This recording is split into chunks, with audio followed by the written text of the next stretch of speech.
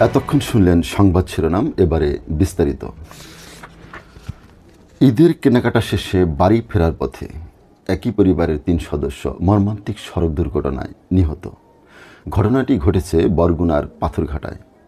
রাস্তায় পড়ে আছে ঈদের নতুন কাপড়, সেই সাথে রাজপথ রক্তে রঞ্জিত হয়ে আশ্রয়ে পড়ে আছে নিথর ৩ দেহ।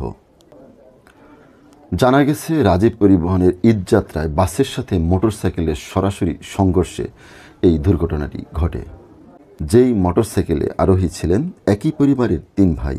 নিহতরা মোট ৪ ভাই ছিলেন।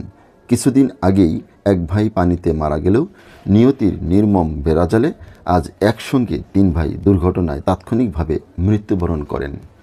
পুরো এলাকায় শোকের ছায়া নামার সাথে সাথেই যেন পরিবারটিও কালো অন্ধকারে ছেয়ে গেছে।